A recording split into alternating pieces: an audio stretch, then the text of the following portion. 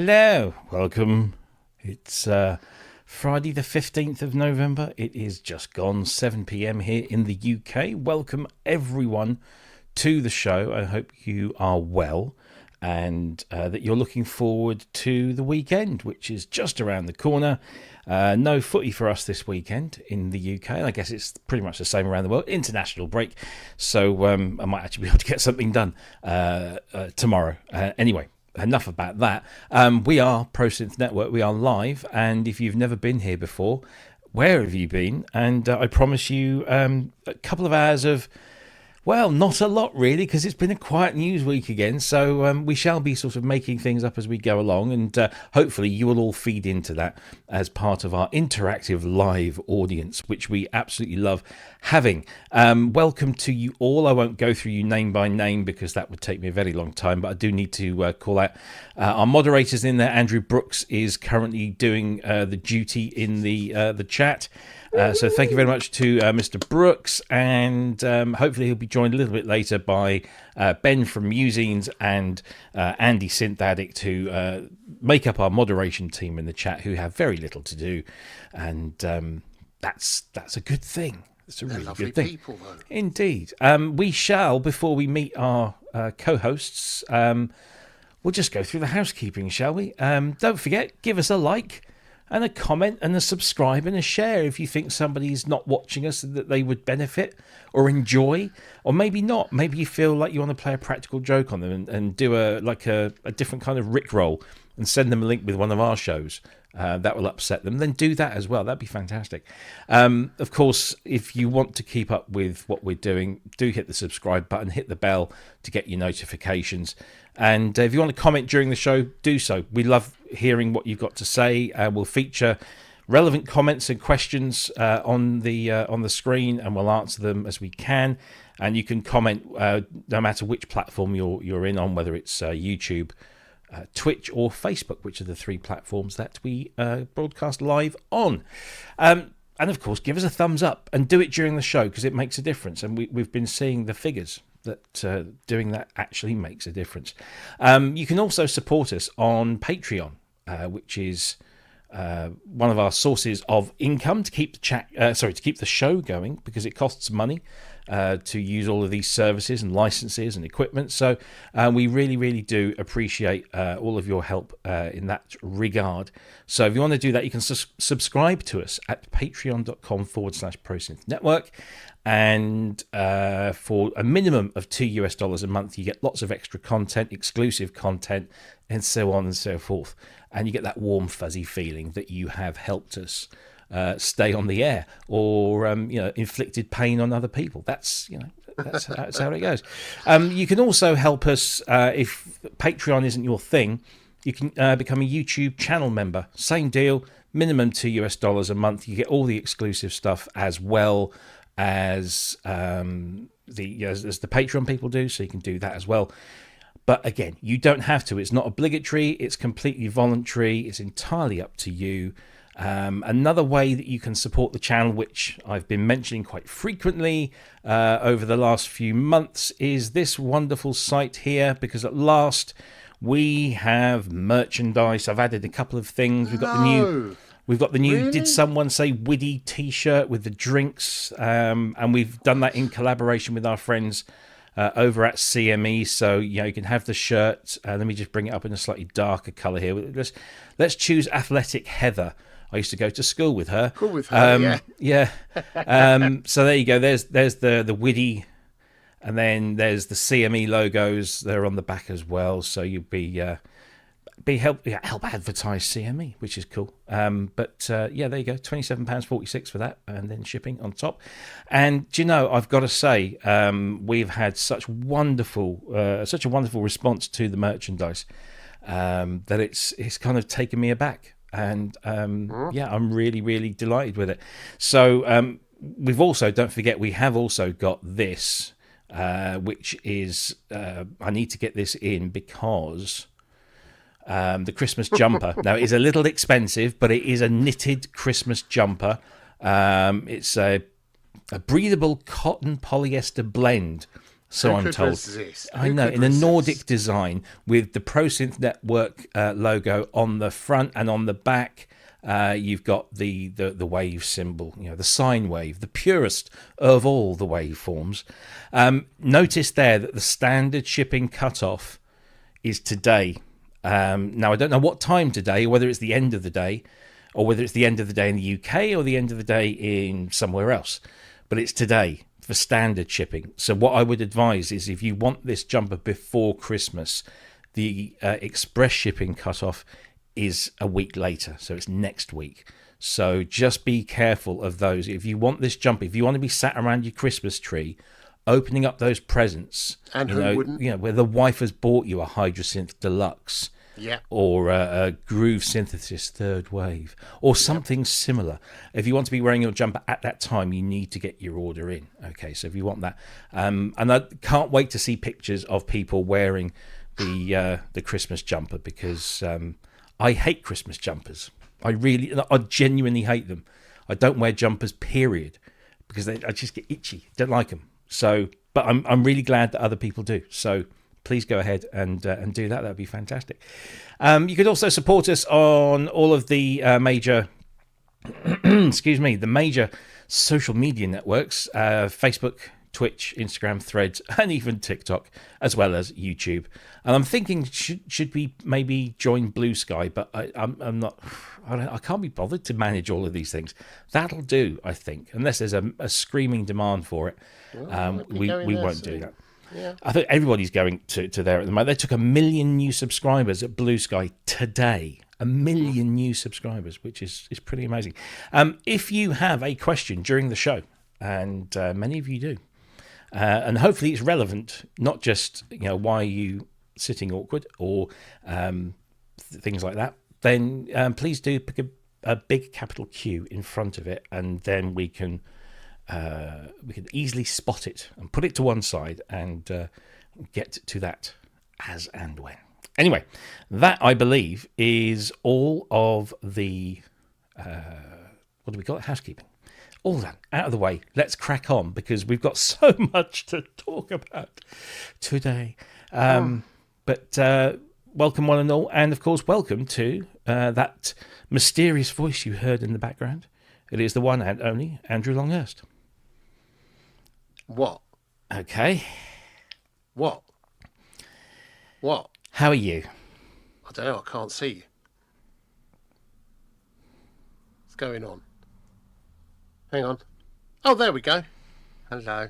What have you got stuck in your head there? Jesus. Buy shit. I know. We need a PSM penguin of death. That's what we.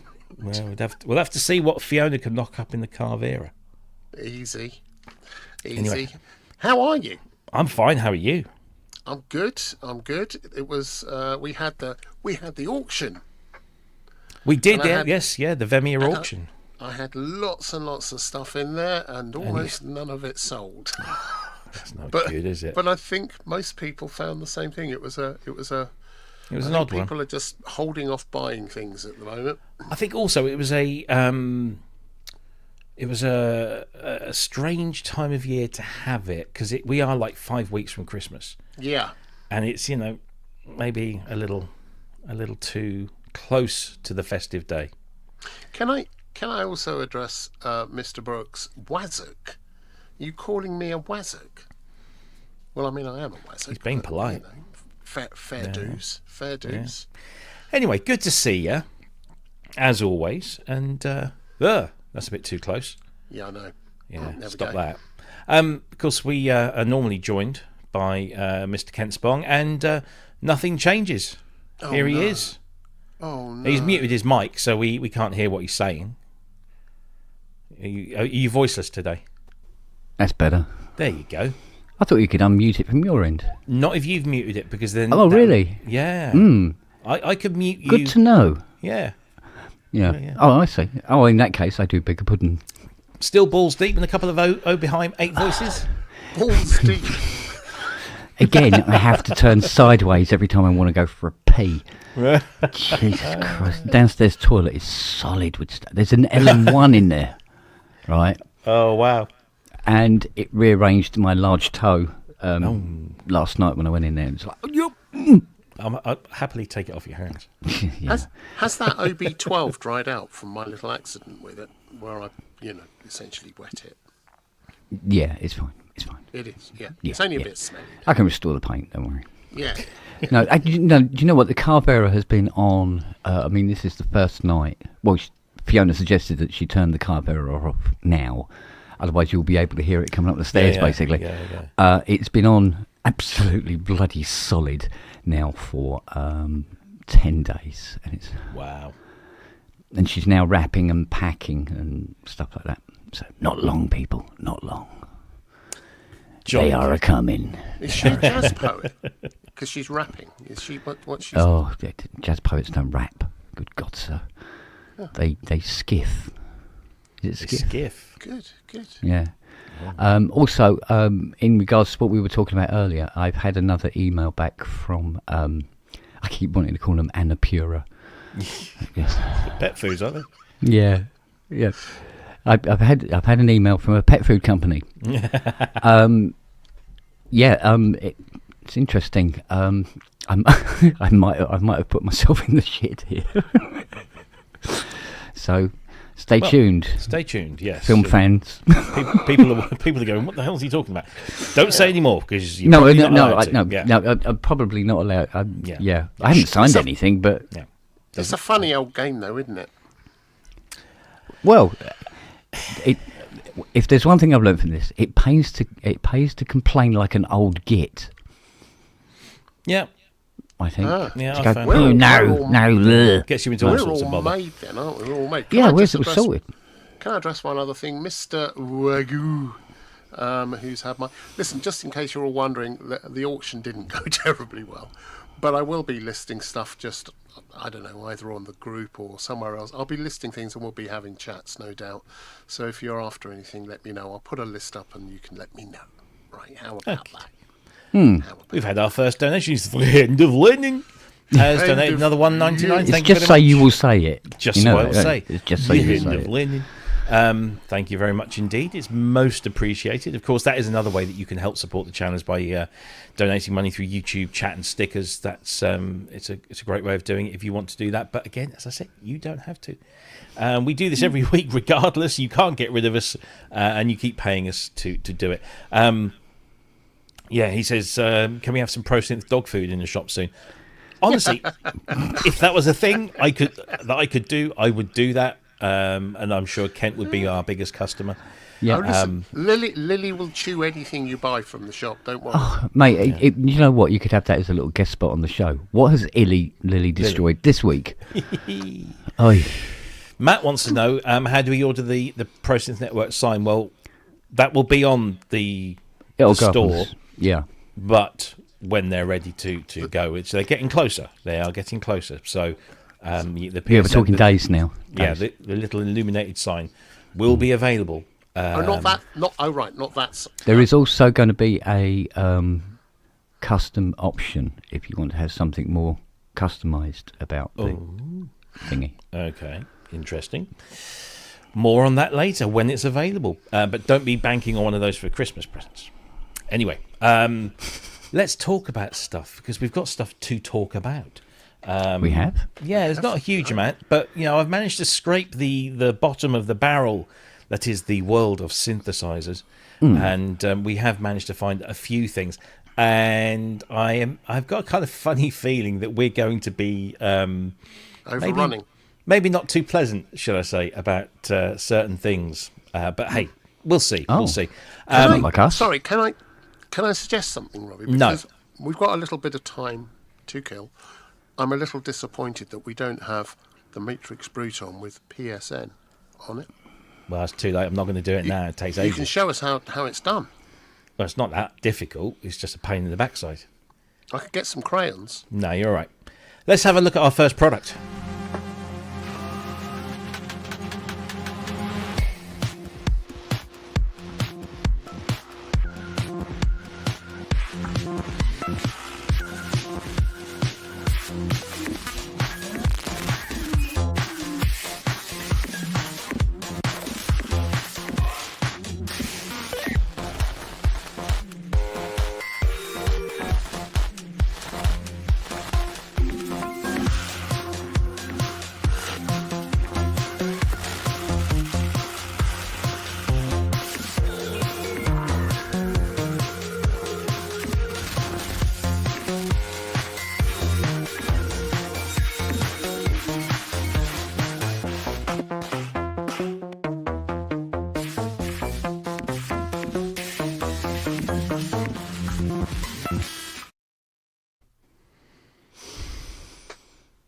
honestly, I have no words.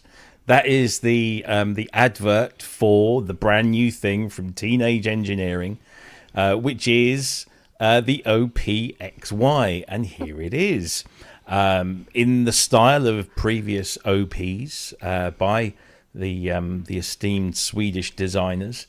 This is essentially a very elaborate groove box that is advertised by two weird-looking guys.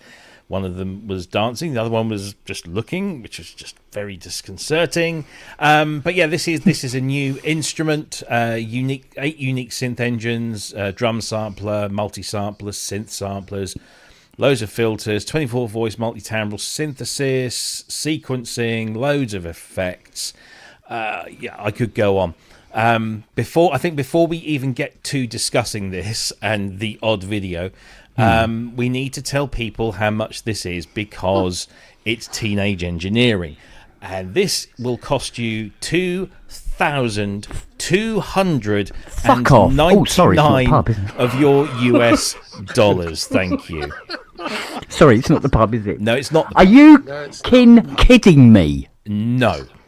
Oh, you can stick that up your proverbial. It will probably fit. It's not that big. Yeah, stick that up your leather trousers. Yes.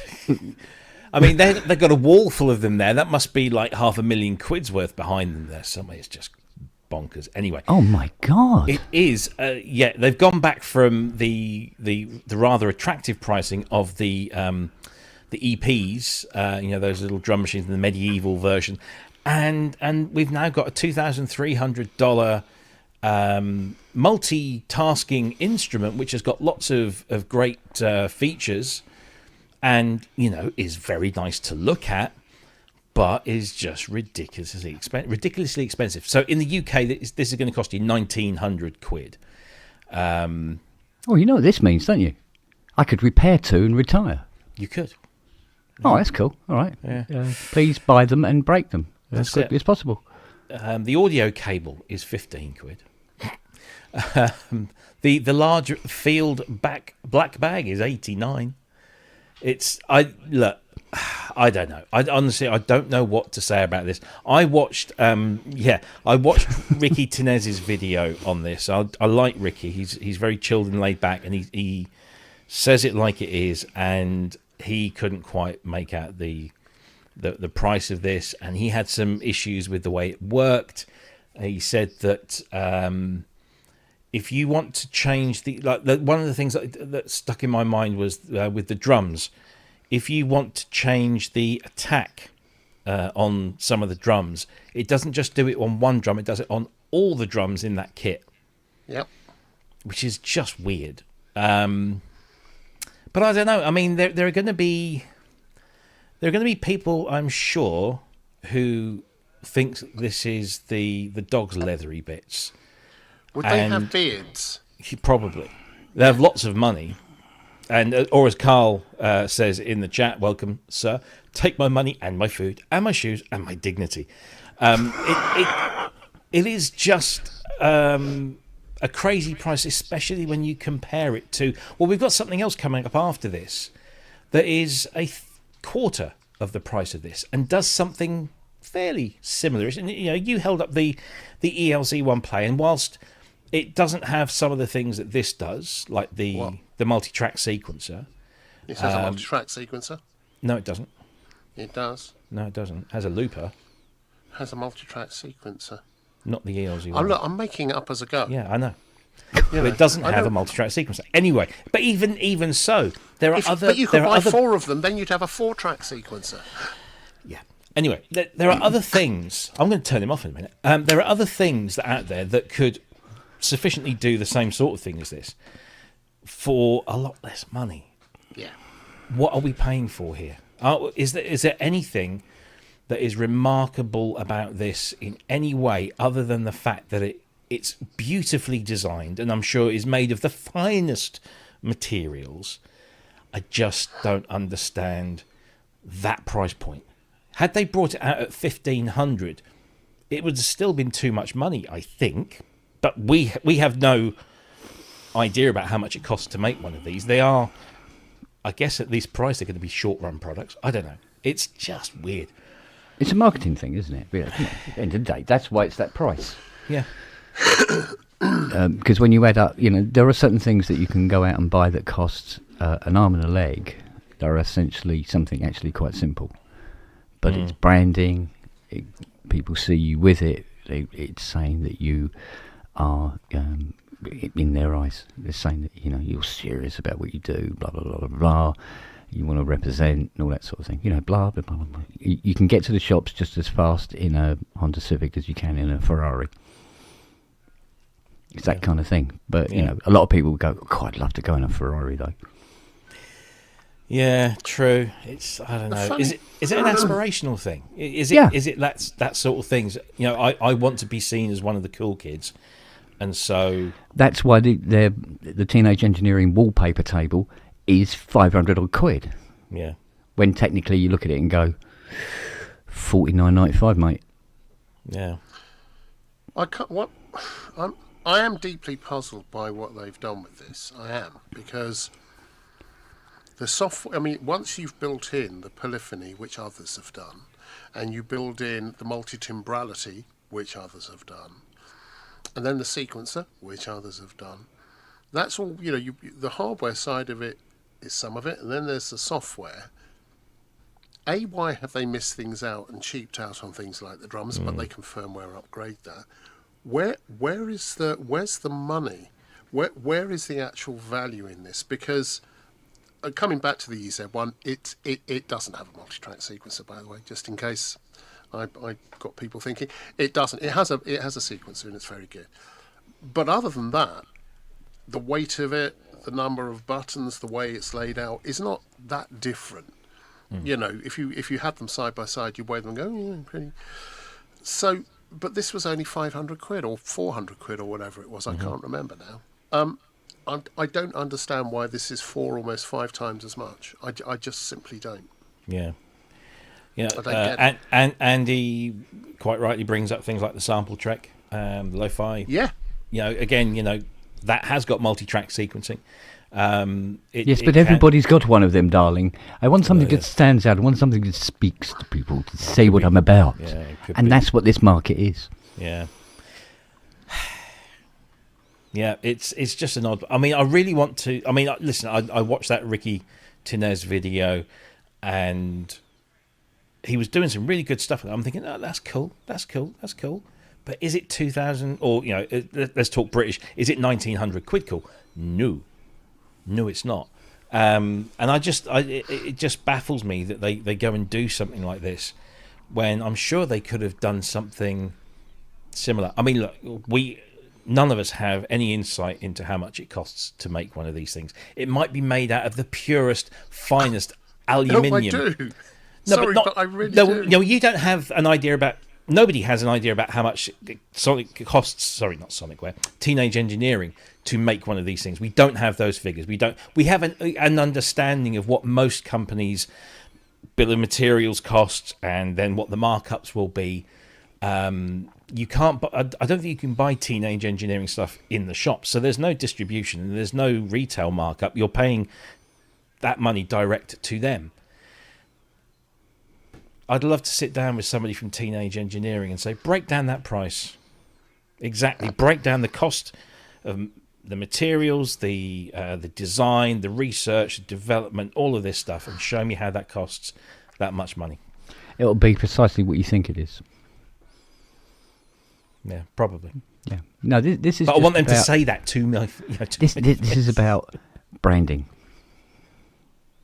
It's just branding. Mm. Sorry, yeah, Wagyu's just pointing out they are selling it on time. There you go. But they sell it for the same price as they do on the website, which, you would have thought you might have got it. Anyway, it's still bonkers price. Let me ask you a question. If this was the same kind of price as the sample track or the EZ1s or whatever, the lo-fis, if it was the same kind of price as those, would it then be something you'd be talking about? So if we put the money to one side, does it look like a good thing or not? For me personally, no. Forget the money. Stuff like this, and and I feel the same way about some of the Sonicware stuff. when you've got so much going on in the box, it is astounding what you can do in such a very small, slim design. But it's just too much of a ball ache. There was some, again, I refer back to the Ricky Tinez video, which I thoroughly recommend people go and watch, because he's very honest about it. And he was showing some of the workflow, and he had to like hold some keys over here and then do this, and then with his little finger, and that's just annoying. It's really annoying. So I don't like the workflow on a lot of these things. Well, one good thing's come out of this. I really want to get my leather trousers out again now. I'm shocked that you own a pair, but why? Each to their own. I got the body of a 17-year-old that was killed in 1967. But you know what I mean. But I looked good in them. Okay. Yeah. Men and women pulled them both. Yeah. Cool. Ay. That's an image I won't get out of my head. Well. There's a few other people in that list as well. Just one last thing. I didn't. When I listened, I watched the videos, and there's several, so I've watched them through. I wasn't that blown away with the sounds either. Well, you know, they're okay. That's subjective, I mean, it's okay, isn't it? but That's I've not heard subjective. anything completely. Wow, that's $2,000 worth of wonderful. I've got to have it. Yeah, no, there was. Yeah, there but was I don't think nothing- that's happened for 20 years. No, I'll give them the credit where credit's due. Those EPs, you know, the KO, the 133 KO and the Medieval. I thought they were very cool, and loads of people got very excited about them. They're a very good price. Was it $299? I think. Why is that happening? Sorry, why was that thumb, or is it just picking up on my negative vibes and just going like this? Yeah, so. Those were great instruments, great price. Loads of people got very excited about them. Fantastic. And then they go and do something like this. I'd love to know how many they'd sell, but and I'm sure there'd be lots of people people. Lady Aptitude has summed it up perfectly. She has. Where I can't see. It's just gone off. I see. There. Yeah, I see. There we go. Teenage racketeering. Yeah. Does make you wonder. Yeah. Does make you wonder. Oh, you know, good luck to them. Yeah, they're still in business, and this is not like we didn't expect something like this. I mean, this thing had been. I don't know whether it. I saw something going around the other day that said, "Yeah, we've got something coming, but we won't have it ready till April or something." And then all of a sudden, this kind of dropped. So I'm assuming that's what they were talking about, but I don't know. It's just an odd one. And so there's another company out there that released something around the same time, and they've got an equally strange promo video for their product, but it doesn't cost as much as this. Let's have a quick look at the advert for this next product to see if we can guess what it is.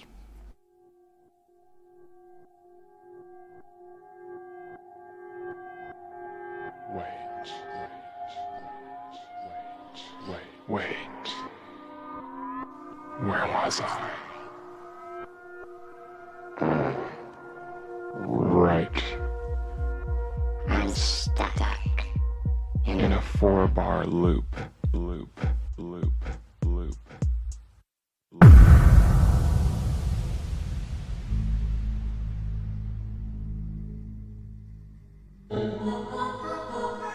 Brain possession. Brightness. Physical matter.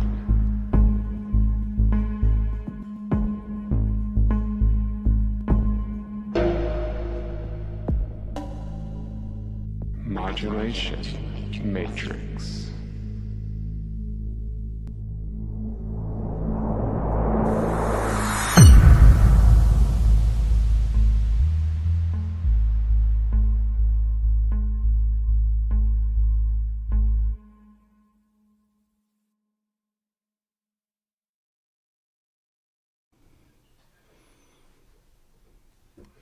Non c'è niente.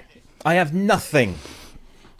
But I must admit that was a slightly more interesting advert for this, which is the Polyend that's what it was synth. promoting. I see. Yes. Okay. This is the Polyend Synth, which costs a measly, as you can see at the top of the page there, €499.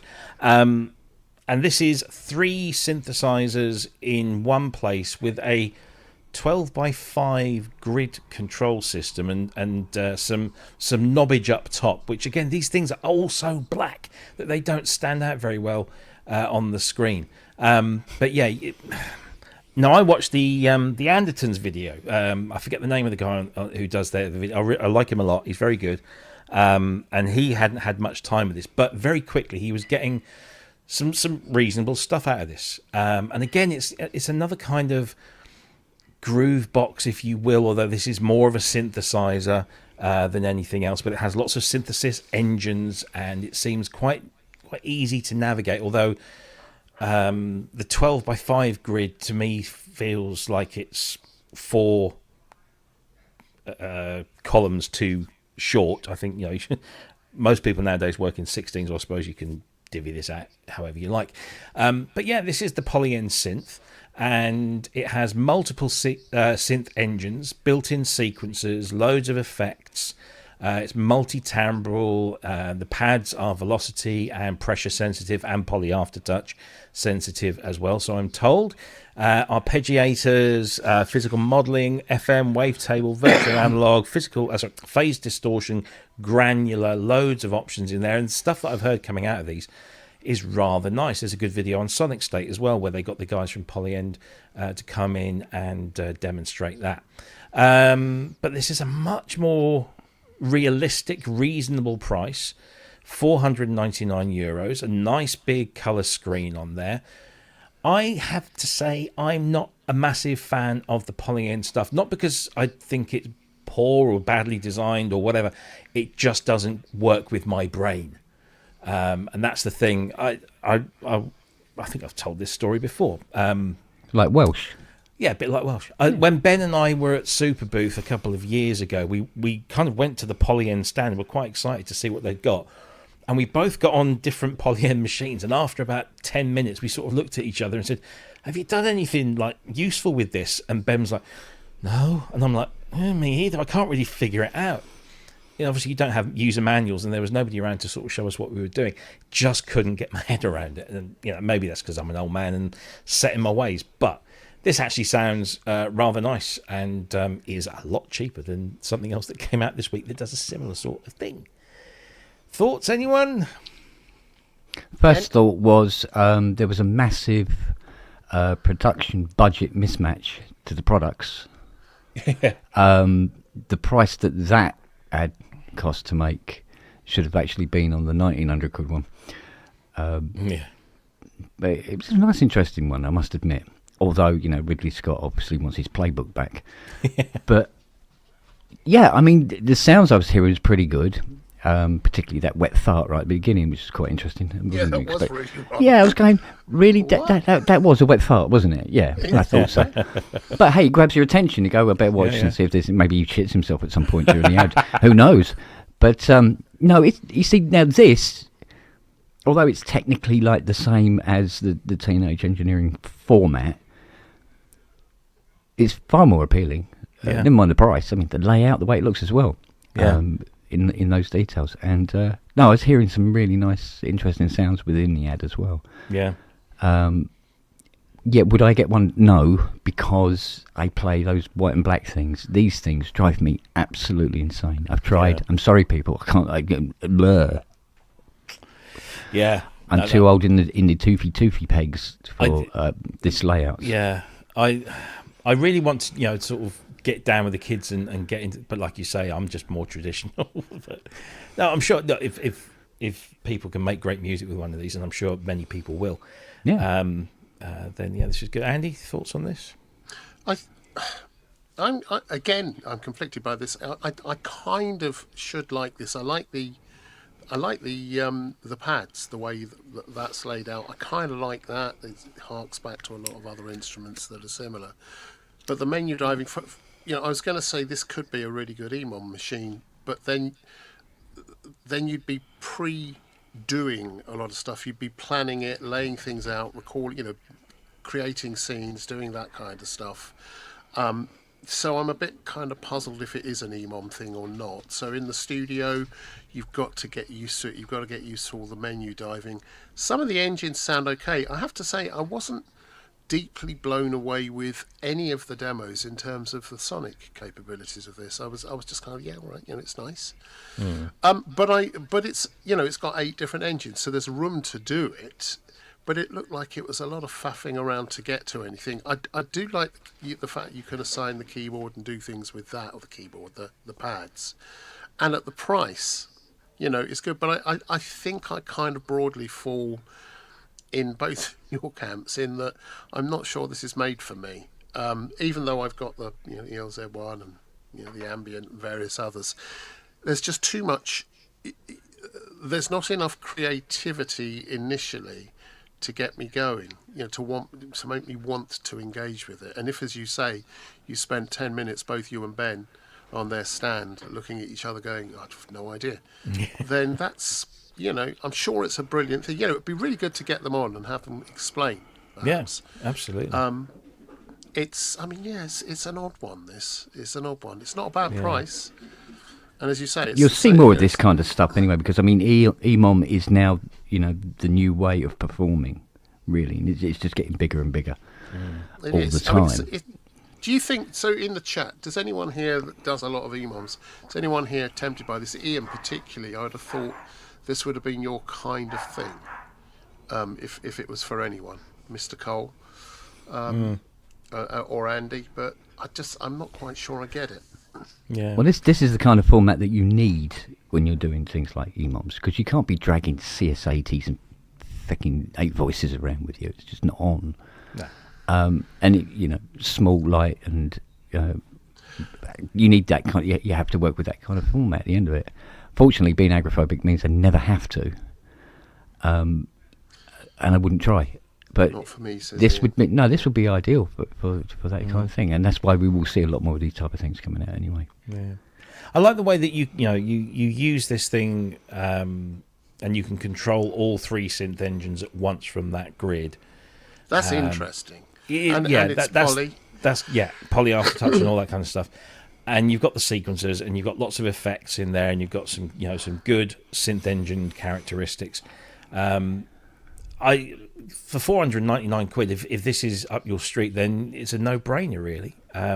You wouldn't think twice about buying this, unlike the thing that we spoke about before.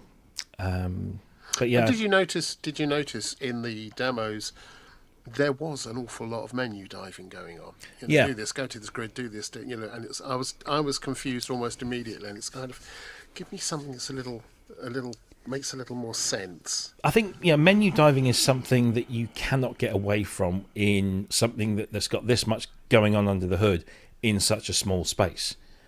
So it's kind of inescapable. But it's how you implement that, and I think the way that they've implemented the menu diving on here is very similar to the way that Sonicware, we mentioned their name again, have done with the Sample Trek and the Lo-Fi 12 XT.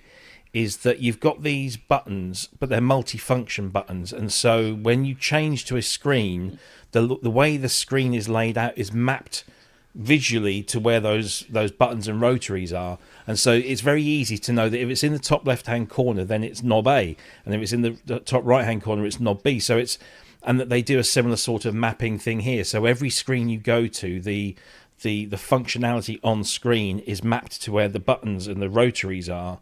And so it doesn't take long for you to get very familiar with that process. Yeah, all the menu diving is contextual, and that's kind of cool. Yeah, I'm not going to say this is a bad thing, because I don't think it is. It sounds like it's a good thing, although I wasn't that taken with the sounds. But that's the demos. I'd really like to sit down with one of these and play with it to see what it's about. It's got sampling built in, so it can sound like anything that you want it to, I suppose. So. There is that. But so that is the Polyend synth, and I look forward to seeing what that does. A lot more than certain other things. Does it have an app so you can control stuff on screen? I didn't see one. No, I think they are supposed to be very self-contained. I don't know. Somebody can maybe clear that up in the chat, but that I am not aware of. And does it run off batteries, or is it just mains powered? So is it portable, in other words? does it have a rechargeable battery in there? I don't know. That's a good question. I should have done my research better. That makes Take it me more out and appealing. spank me. Size and weight. You're not getting a reward. Polyend. USB A power adapter doesn't mention that could anything be about batteries. That could be a it's power bank. Yeah, so yeah. Yeah. USB powered even. Indeed. So there we go. Interesting. Interesting indeed. Let's see. I like the sound of it for sure. Yeah, absolutely. Let's see. Let's talk about some sound banks, shall we now? I've got to play this one. This one, I'm going to. There's a lot of the synth heads in here might not like this one, but I say tough because I think this sounds beautiful. This is brand new from Indigenous.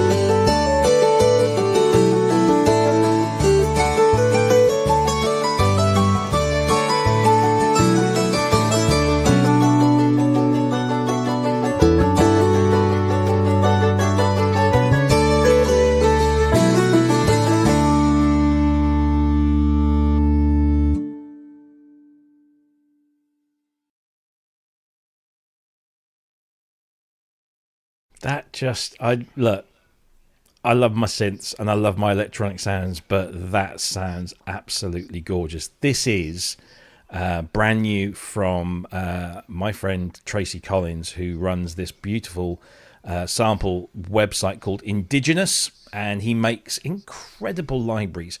Look at the price of that, $49 as an introductory price. I think the full price is like $69. $49 for this beautifully sampled Appalachian mountain dulcimer, and it just sounds incredible.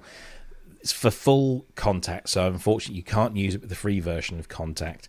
But the beauty of this, as with everything that Tracy does, is that it is delightfully scripted so that you can sound like a very, very competent mountain dulcimer player. I don't know if there's a specific collective term for people that play the mountain dulcimer, but you can sound like a very competent one of those by using the script. Billy Bob, a Billy Bob of yeah, something like that. Yeah. You just hold the chord on the keyboard, and the picker will play realistic finger-picked patterns. Everything's sampled chromatically. Because one thing that you should know about a mountain dulcimer is that it is in a particular key, and so there's only 3 strings, and so those three strings are tuned to that key, and that's it. You stick within that. But Tracy has had the vision, which is why he says he's called it the progressive mountain dulcimer, because he's sampled every note, and so you can play this chromatically and have it. But you can go back to the limitations of the real thing. There's strum modes, there's pluck modes, there's all sorts of positioning, hammer-ons, hammer-offs, trills up and down, all sorts of performance stuff going on there. And it's as good as anything he's ever done. And there's key switching if you want it, or you can just set it as you'd like it to go. Loads of ways you can customize this for that, and it's just $49, which is crazy. And if you love that sound, which I don't think you'd have to be dead to not like that sound. It's such a lovely, lovely, lovely sound. Thoughts on this, gentlemen? Anybody buy this or would want to buy this? Kent, I know you love your sample libraries. This is only 2 gig. you want to add this to your collection? No, definitely. Yeah, that'll Yeah. go on there. Yeah, it's a nice sound. Yeah. I just love I the d- way that it makes you sound that you can actually play the thing. Yeah, well, I do have a couple of dulcimers, I must admit, but not an Appalachian mountain one, which appears to be thinner and longer than the ones I got. But it's for the third thin man, I suppose. But yeah. I mean, I know there's a lot of people who don't get on with contact. And I must admit, I am one of contact slaves now, because once you get into contact, very heavily committed It's a into necessary contact. evil, isn't it? Yeah, it's a marriage you then cannot get out of. So, so it doesn't worry me that it's been contacted, although it will worry other people. I've no doubt. But it sounds absolutely lovely. I know it's working like it does with the harmonic ones. Yes, yeah. That kind of scripting and stuff Similar like sort that. of thing, yeah. Yeah, there's similar kind of thing. Yeah. And a lot of the there's a lot of string action strings and stuff like that work like this as well. Yeah. And they can be very creative, although sometimes you may find that you will play something and it doesn't quite play it the way you wanted it to, but it puts the MIDI data up. You can go in and alter the MIDI data around if you go, no, I didn't want it to go, I didn't want that note at all, get rid of it, or I'll move that note to here, and then when you play it back, it plays it the way you've altered it. Yeah. So it'll certainly work off certain patterns, but it will play back differently, thank God, rather than that being locked. Yeah. So, yes, it's fiddly and all that jazz, but you get what you want the other end. So, Yeah, absolutely. short of going and hiring somebody who can play one and get them in and then recording them and all the rest of it. Yeah, no, it's great. Andrew? I freaking hate it. Let me qualify that. I hate it because I love the sound. I love the library. It's the kind of thing, these kinds of sounds are sounds I love to use in completely different musical styles to the ones they were intended for.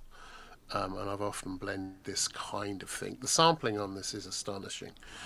And the reason I hate it is because I'm just buying Native Instruments Contact 8 and I wasn't going to. Yeah. But, I mean, there's so many things. You need the full version of Contact 4. Well, if it's I any really- consolation, this does work on versions 5 and upwards, but it has to be the full version. No, I'm just going to buy 8. It's 269 quid for the basic thing, and then I'll just start finding things to go in it. It sounds amazing. It just sounds amazing. You're right. It does have a really organic feel to it. He's done a fantastic job sampling this. Yeah. And it's unusual. It's just an unusual thing. So I'll be looking at all the other stuff he does as well. I mean, yeah. it's ridiculous. I don't know how. I don't know whether he does this for a living or whether he does this as a supplemental. But I mean, you can just look down the list here. Banjos, fiddles, acoustic guitars, nylon string guitars, electric guitars. This one I always bang on about, the Solid State Symphony. I've got that one. Is just incredible. And that was one thing I forgot to ask Jem last week. There's a track on the new album called Solid State Symphony. I just wondered if he was making a reference to this, because it's an incredible sample library. But all of this kind of acoustic stuff that he does, and he does the scripting so well, and the prices, like, I mean, the real rotor organ is free of charge. There is actually this one, the Appalachia. No, there was another Appalachian guitar, or maybe that one has now gone out of production. But I'm sure he did another one that was free. But the mandolins is 59, and the Renegade electric guitars 59, and the Renaissance 2 nylon string is 69. I mean, these are just gorgeous instruments. There's a slide guitar as well, which is real. Yeah. It's kind of Raikuda territory, which I Yeah. love. It's just there you go. The steel electric lap 59, and I've known Tracy for donkey's years. We go back to Akai sampling, because that's where he was. That's where when I first met him, he was doing samples for the S5 and 6000, and they were of this this kind of quality. But once he got into Contact, and learnt the scripting, the way he was using that to then inject this really supernatural, I mean, incredibly natural, maybe supernatural is not the right term, this incredibly natural playing style that just made you sound like you knew what you were doing. Yeah, well, it is kind of supernatural. The way he does it is so brilliant. Steve Howe did a lot of that as well. Yeah, didn't he? yeah, very, and very that's early on. And Yeah. Steve and Tracy were bouncing things, backwards and forwards to each other, and in those years. And yeah, I mean, it's just incredibly good. So highly recommended. So I rather like this. I rather like it. That's the truth. Yeah, I think you like I say, you have to be dead inside not to. Whether it's the sort of thing you want to play, that's entirely up to you. But anyway, there you go. That is the Appalachia, which is a progressive dulcimer, mountain dulcimer, for just $49 from Indigenous. Yeah. INDIGINUS, indigenous.com. Go getting and tell Tracy we sent you. Yep. And the Let's first see track you do on it, you've got to go. You go to Pretty Mare. Essentially. Let's see what our friends at Sonicware. We mentioned them a couple of times in passing, but let's actually mention them as the main attraction. They are celebrating 20 years in business. Now you might think 20 years. That's not been 20 years since the original ELZ1. No, that was 2016, according to this. So that's 9 years ago. But they were going a long time before that, working behind the scenes, business to business daily. So they've been going 20 years now. And to celebrate this, they've got a 20th anniversary campaign. And that campaign sees a whole bunch of bundles being offered at reduced prices. You can buy some of their Sonicware Liven range, such as the Ambient Zero, the Mega Synthesis, the Texture Lab, the Lo-Fi 12, the XFM, the Bass and Beats, and the 8-bit Warps. But you can also buy them with one of these. And one of these is a brand new Sonicware Liven hard case with a nice zippy panel. And you just open this up. And do it this way. I'm doing this all back to front, so this could go horribly wrong when I lift the lid and everything falls out. Now, there we go. So it houses your Sonicware Liven in a nice firm foam insert, and it has space for your power adapter and, of course, your WIDI if you want to use it remotely, like so. Take a drink. Take a drink, everyone. And there it is. That's the new Sonicware case. Now, you can buy your Sonicware Livens with that case at a reduced price, and also you can buy it with a bonus PSU supplied as well, or you can buy the case separately. And to do that, let's just go to the correct website. They're going to make me search for it now, aren't they? Should have had this all lined up.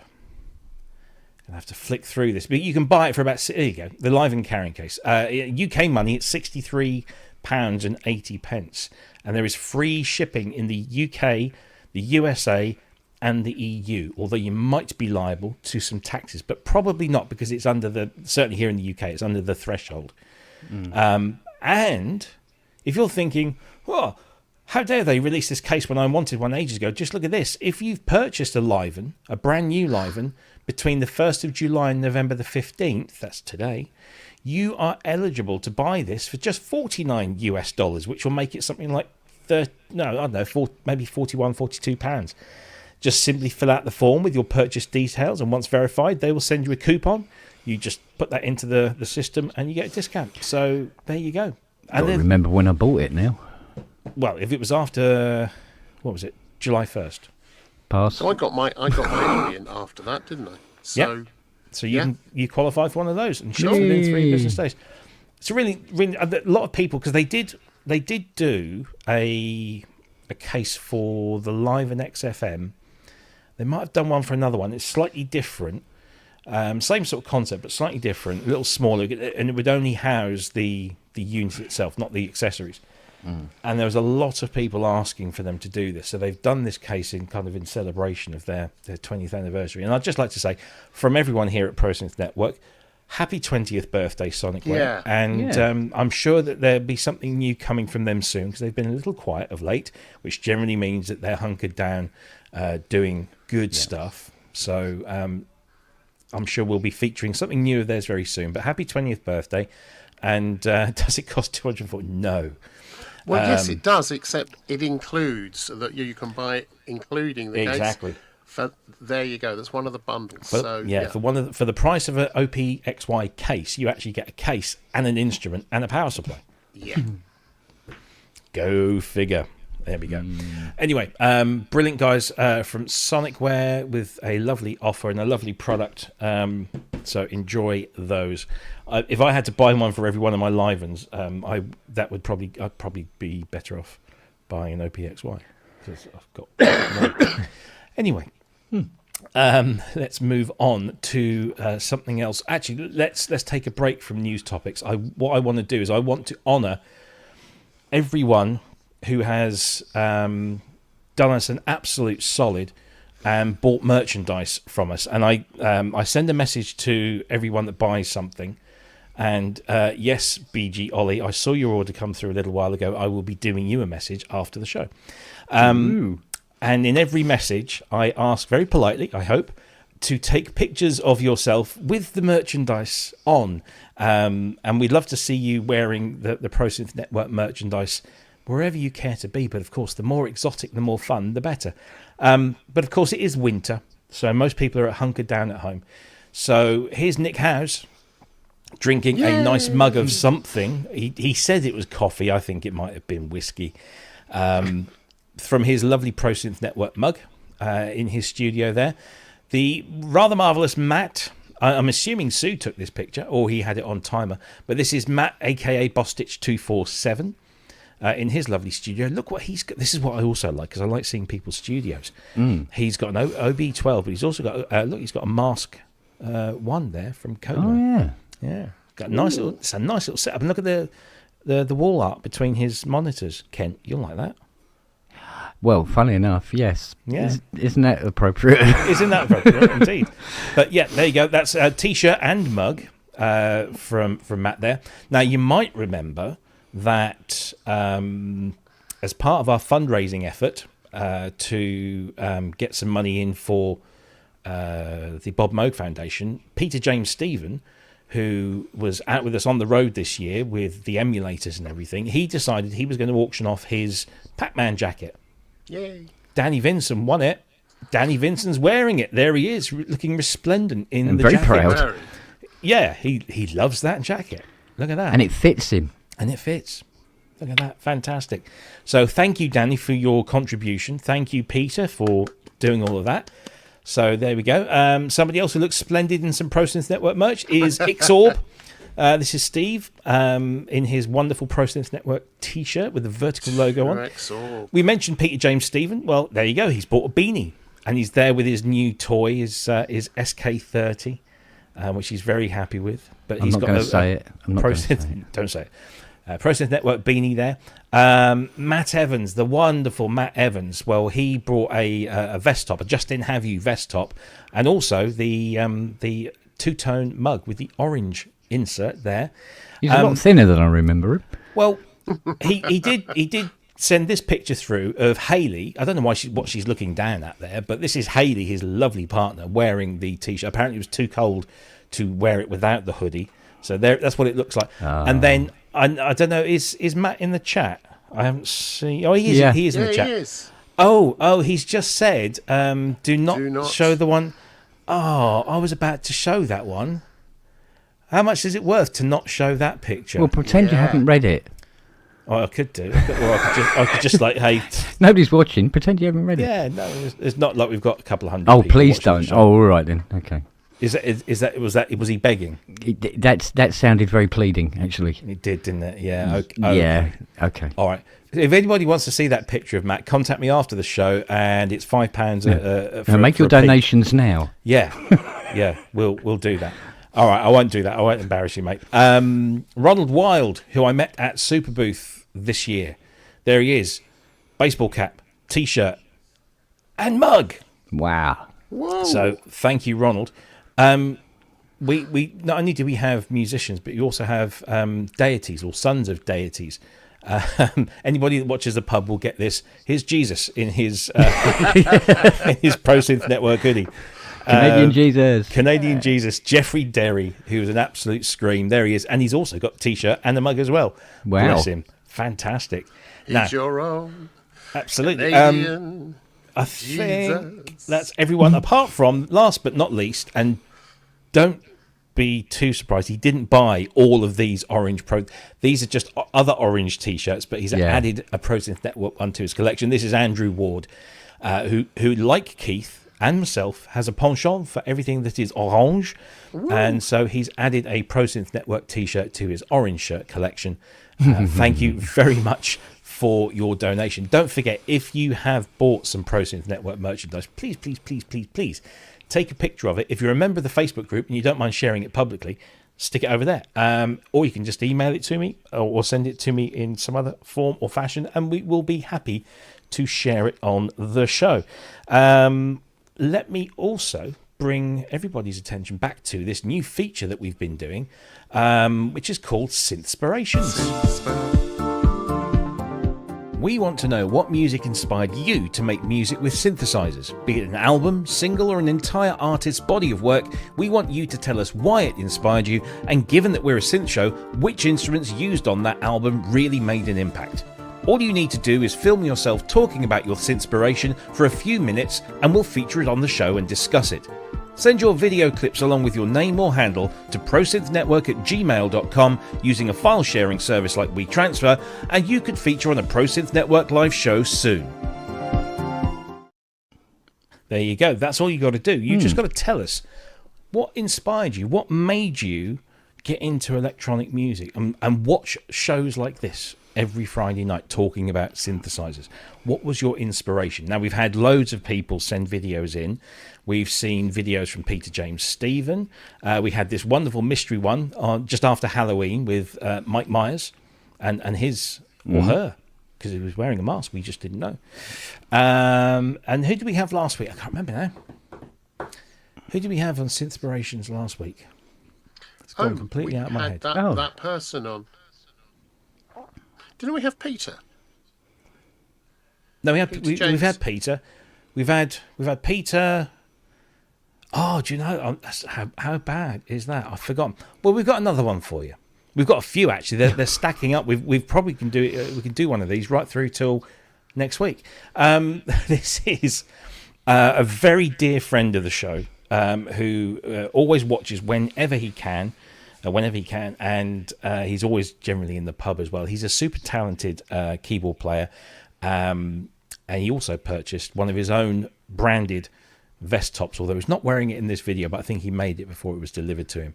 This is Justin Have You and his Synthspiration. Hello, ProSynth Network. I'm Justin Have You, and this is my Synthspiration. I've always had a love for music throughout my whole life. I've always gravitated towards things with keys. I remember getting a Yamaha PSS 130 as like my very first keyboard, and I really started getting serious into playing around age 7 when I first heard Elton John's Greatest Hits, and pretty soon I learned how to kind of play my way through that whole album. That's what got me into playing, but what got me into synthesizers was this album, Toto 4. I remember the first time hearing Rosanna on another compilation that I had. Can't remember which one it was, but as soon as it got to the keyboard solo, first of all, the whole song just kind of blew my mind. Like, beautiful arrangement, amazing chorus, amazing hooks, musicianship, like everything. Like, Toto is probably my number one favorite band. I've loved pretty much everything they've ever put out. But as soon as I heard that keyboard solo for Rosanna, my mind was going, how did they get those sounds? And then when I first got Toto 4 and listened through the whole album and reading the liner notes, there's a section on some of the instruments that they used on that album. The Yamaha CS80, the GS1 on Africa, Polyfusion Modular Synth, and just to name a couple of them. But it really was the sounds of the CS80 that kind of changed my life as far as synthesizers went. I cut my teeth, though, on a Korg Poly 6 around maybe 97, 98.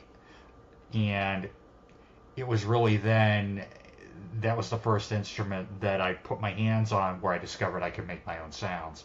And I was trying to recreate, what I would consider the perfect brass sound to try to get some of those sounds on Toto 4, mainly the brass sound to Africa, which is another amazing track on that album. But highlights for me on that album, obviously Rosanna and Africa, but also the little synth touches that Steve Porcaro sprinkled throughout that album.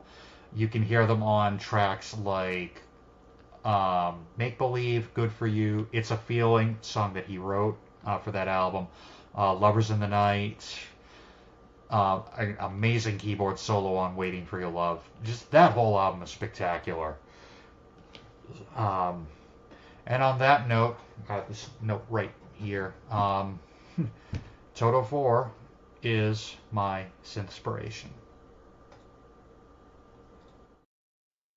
There you go. The great Justin Have You. If you've never heard Justin play keyboards or synthesizers, he makes you want to be a better keyboard player. He does. He's incredibly good, and I believe completely self-taught. He's just we've had some playoffs on the pub, and have failed so badly. I know, he's great, and he's such a really lovely guy, and full of information, knowledge. Everybody loves him, and we love him even more for sending in his synthspirations. And that's all you have to do is just tell us, what inspired you, why it inspired you, what were the instruments that inspired you that were featuring on these pieces of music. What we hope to gain from this is A, that we get a few minutes off so we can go to the toilet. B, that we share. This is a community thing, and we want to have the community involved. So there's that, and the number of videos that we've had come in just shows that a lot of people are really behind this. But also, you might be introducing some of our viewers to music they haven't heard, and you might be inspiring them too. So it's this wonderful little kind of cyclic thing. So, thank you ever so much, Justin. And the person who we had on last week, which I criminally forgot, was, of course, Robert from Cherry Audio and his whole thing with the radiophonic workshop. How I could forget that, I don't know. So I'm really sorry, Robert, but hopefully I've made amends. If you want to do a Synthspirations, and we do have a few already in the bank to keep us going for a few weeks yet, but we would like to build that bank up. All you've got to do, and we will, all three of us will be doing something very similar soon. All you got to do is film your video. It doesn't have to be professionally done. You can just use your phone or your webcam, and it only has to be a few minutes long, and you don't have to have any huge production values. Just make a video, tell us your inspirations, who they are, the artist, the albums, the specific songs, the instruments, maybe any cool stories behind your love of that stuff, and make that little video and then send it to us at prosynthnetwork@gmail.com. But don't send the entire video because it won't fit in my inbox. Upload it to one of these free file transferring websites such as WeTransfer, as long as it's under, I think 2 gigabytes is the limit for free, or any other method that you can use for file sharing that I can access. I'll be able to then download the video, and then we'll stick them in the queue and we'll process them. I think next week we've got one coming in from Northern Ireland, which will be very cool because it's my mate Mickey, hopefully, next week. So keep those coming in, please do, because we've had some great ones so far. And massive thank you to Justin. And we might even incentivize this at some point next year. So you might get a little reward for sending in a Synthspirations video. That encourages you. But at the moment, it seems like you need no encouragement, and we like that. talking of things such as gifts and stuff, can I just say a big thank you to Mike Hunter, you know who you are, and to BG Ollie for placing your orders for merchandise during the show. Thank you very much indeed. You'll be getting personalised messages very soon. Right, so where are we? We've just gone 10 past 8. We're just over halfway through the show, and let's see what else we have got to talk about. So we've spoken about Indigenous and teenage engineering and Sonicware, but how about we talk about this? Now, did I load the video for this? Yes, I did. Classic synthesizer of the 90s. Name me a classic 90s synthesizer. Go. 90s? 90s. Classic 90s synthesizer. CS6? Yeah. Well, that spoiled the bloody fun, didn't it? JD800. When did the SY come out?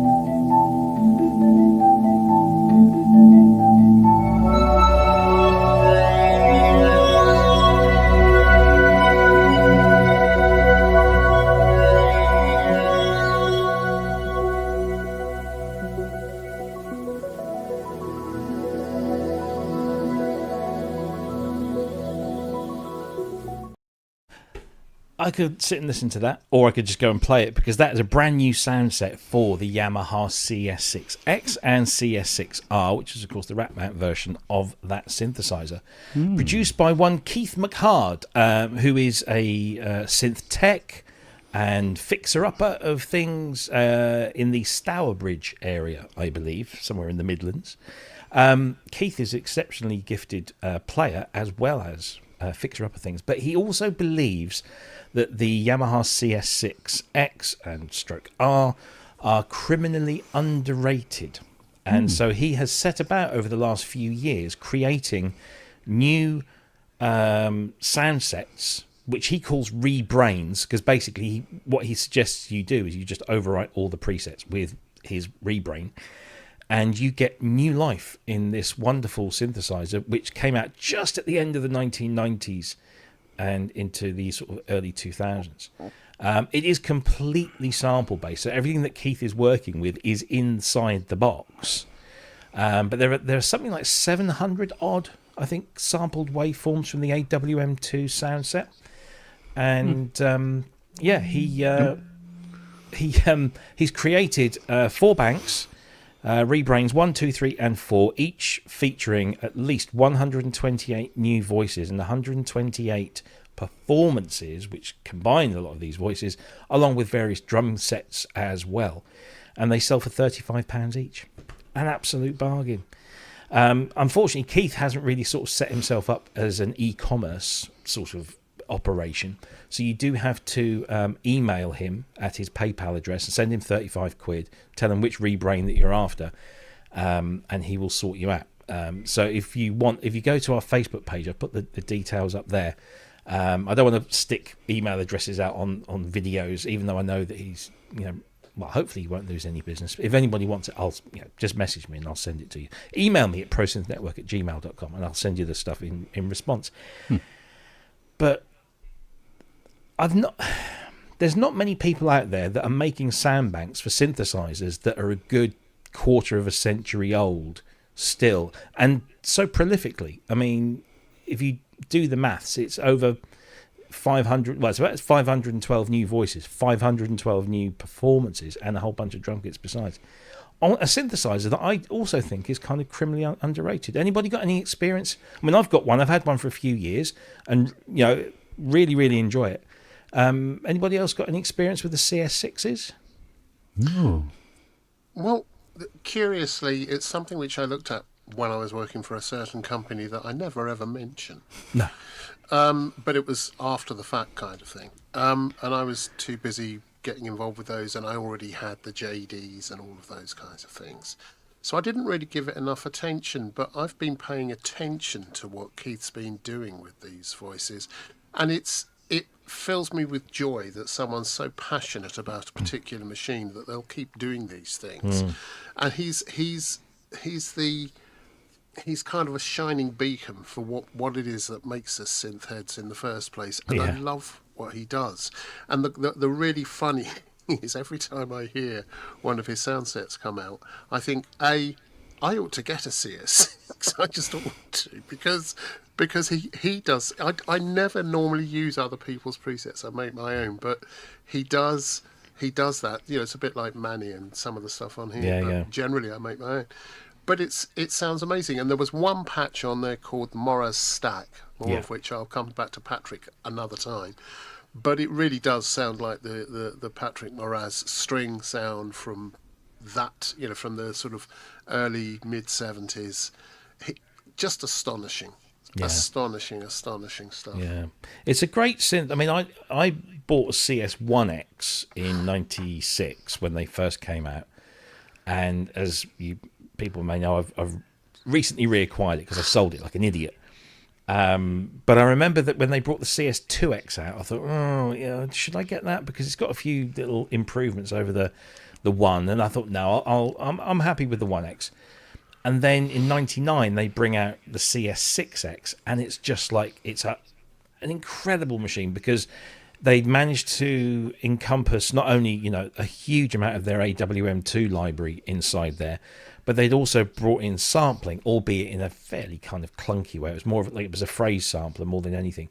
But the quality of the filters, it really felt more like a virtual analog synth than a sample-based synth. And it had loads of performance stuff on there as well, and ribbon controllers and loads of outputs and inputs on the back. It was a really, sort of high-end sort of synth.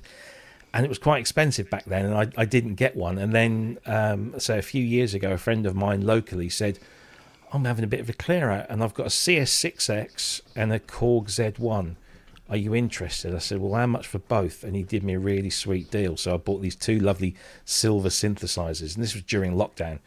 And I got very into it. And then shortly after that Keith, I think, released his first Rebrain set, and I was like, oh, blimey, somebody's still making sounds for this thing.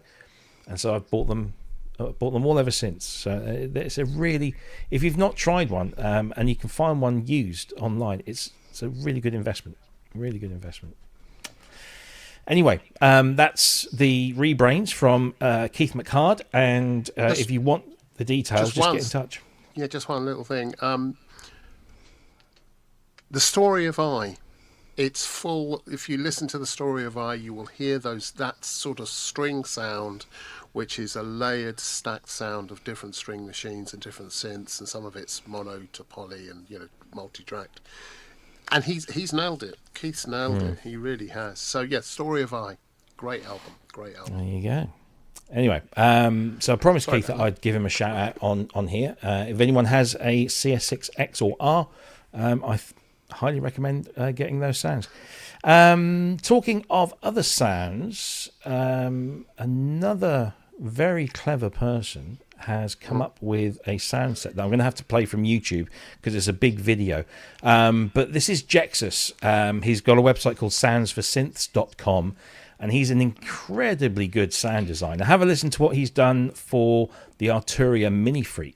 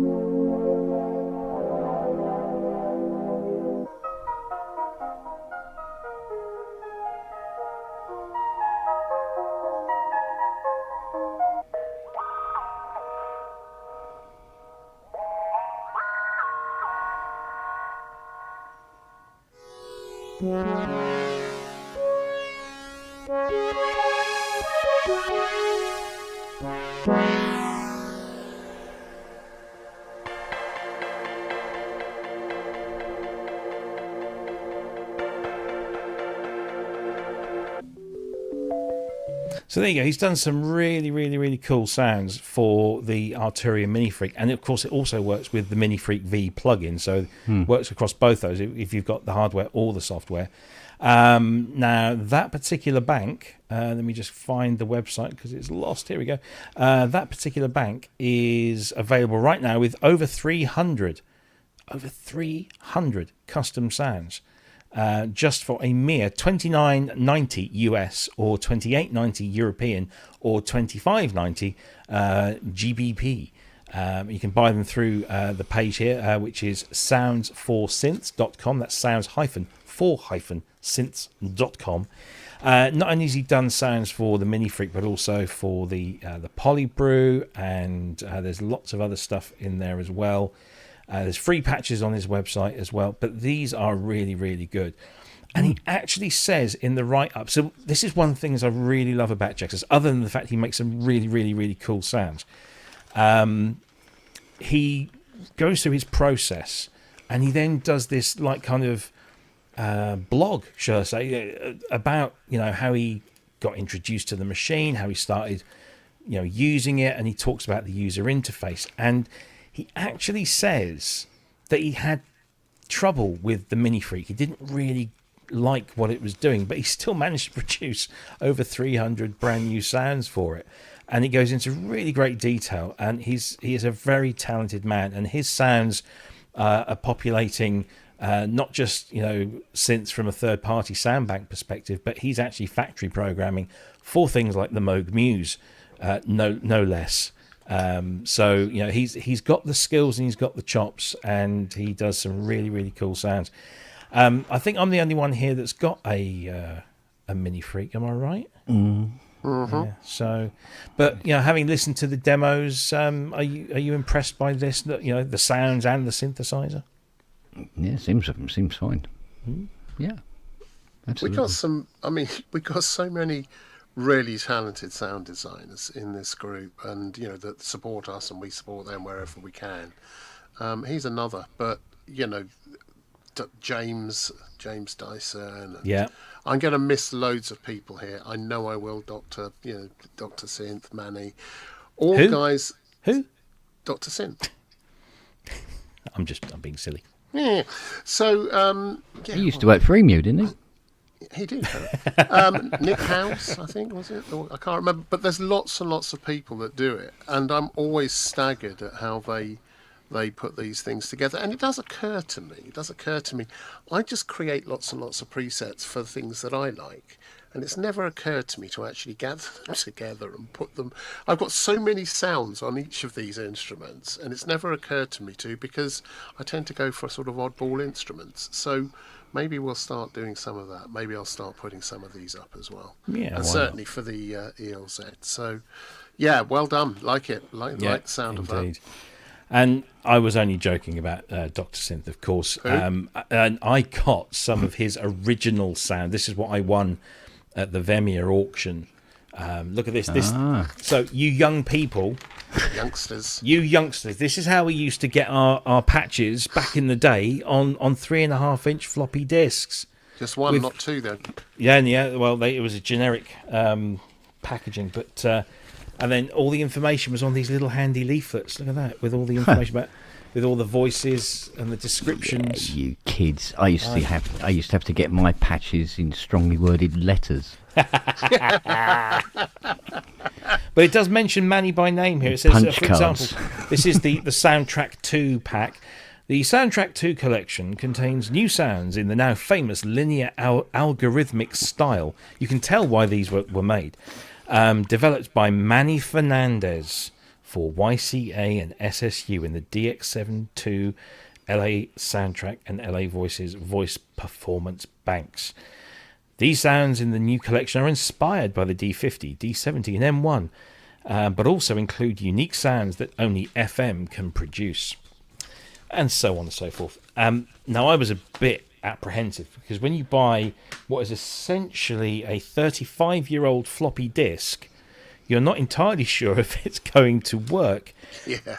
And when I put it into my DX7 Mark II, it made an awful lot of noise. A lot of squeaking was going on. However, after a few spins, that started to go away, and I was able to load every single one of those sounds. And yes, they're backed up and archived, so if the disc goes kaput, they're all stored. But my word, there's some brilliant sounds in there, and maybe we'll do a demo of that at some point.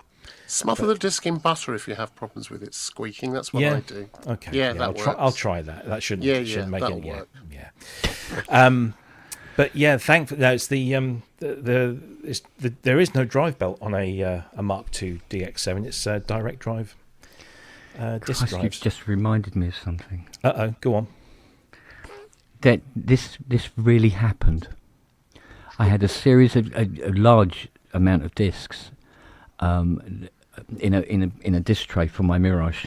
They were samples that I'd gathered over the years, and Scott, my nephew, who was very, very young at the time, he knocked over my copy and it just went into the box. And and this thought just popped into my head when you're talking about washing it. I had all the discs open and all the discs in the bath with me in it, washing the discs. Oh my word! Yeah, and then drying them and everything, and then putting them back in the cases, and just a tiny little bit of super glue in the corner to hold it in place, and every single one of them worked again. Yeah. Well, it's funny because when I got the QX1 sequencer, I got some discs on loan from our friend Simon Alexander, and I put them in. There was a 5.25-inch floppies, and they wouldn't read. And I thought either the discs are kaput or the drive is kaput. And I was putting my money on the drive, so I was thinking, oh, okay, we're going to have to put one of those Gotek emulators in. Well, mate, simulation, I suppose, is the same thing. Anyway, turns out it wasn't the disc drive at fault. It was the discs, and there are people online who've made these 3D printed cleaners. So basically, it's a piece of 3D printed plastic that will accommodate a 5.25-inch disc, and you clamp it in place, and then you just get a little bit of a damp cloth with some, like record cleaning fluid, that sort of thing, and then you just place it, and then you spin the little central piece, and it rotates the disc whilst you're cleaning through the aperture there, and it worked perfectly. Every single disc it worked on, it was absolutely fantastic. Yeah, very good. So I mean, it's quite a robust medium, really. It is. It's surprising. I've not had anything go down on me yet. Better than those magnetic strips on the GS1. Indeed. Yeah. Indeed. Can I ask a question? To do with the show, actually. Go on, then. Are you seeing any dropouts on cameras? I don't know. I've not been. My eyes are all over the place. I haven't seen anything. You've locked up a couple of times. Has he, Andrew? Ah, that's really weird because I've got 900 megs in now. I know. So I shouldn't be getting any of that. I'm just wondering if it's... It's still getting all the sawdust out of the cable down. Yeah, it might just be... It'll clear up. It might just be Chrome needs a bit of a refresh, but... Some dust where they would trim holes in the wall. talking of computers and software, by the way, I've just got to say, Apple brought out this new M4 Mac Mini the other day. And I've just got to go on record as saying 599 quid for the base model, which is 16 gig of RAM and stuff in there. What an incredible way of getting into the world of Apple, if that's what you want to get. 599 quid for one of them. It's bonkers. It's a really powerful little computer that sits in the palm of your hand. All right, yes, you've got to have a monitor and other bits and bobs. It doesn't come with one of those, but wow. Just wow. Can you Bluetooth it? You can Bluetooth it to a TV, though, can you? Exactly, yeah, you can AirPlay it. Bing. Yeah. Oh, I could have one in the front room. I said to my son, I said, you keep pestering for a new Mac, because he has all my handoffs. Oh, he's gone. 900. So, 900 megabits. And I said, look, 599, you can get yourself an M4. And I've seen benchmarks where it's running like 115 audio tracks of Logic in this one thing, which I thought was incredible. Wow. Oh, Andrew's turned in a spinning wheel. But talking of Logic, we might as well, because a brand new version of Logic dropped just this week. And if I can sort myself out here, it has 3 major updates, the first of which is the Quantec Room Simulator, which is a simulation of the Quantec Room Simulator hardware, which was apparently used in studios all around the world. And it's actually very, very good. I was playing around with it this morning very quickly. I haven't really had a chance to drop into it too much. But you get that. You can now reorder your channel strips in the mixer, and it's way more than what it kind of says. That you can literally, if you've got the mixer open and you want to move a track left or right of its position, you just literally sort of click on it and drop it and move it. But also it reorders the piano roll, the linear editor, and you can group tracks just by holding Command and clicking the tracks you want to group, and it bunches them into a group straight away. You can also do all this wonderful kind of basically just moving stuff around. It's just very, very cool.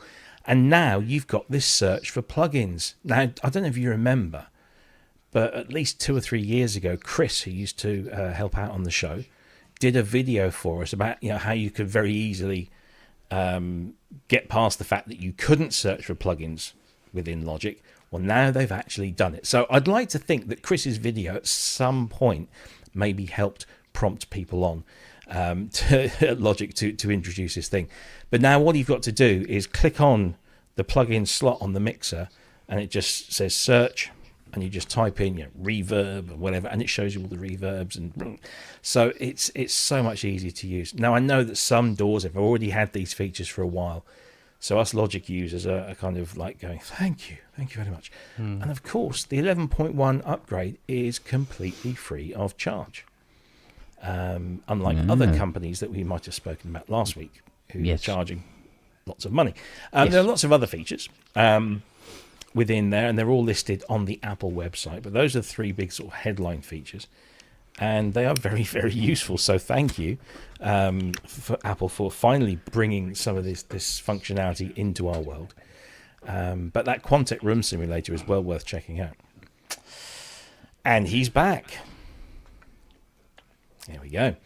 So that's Logic for Mac version 11.1. It came out just the other day. It's completely free of charge upgrade, as all Logic upgrades are.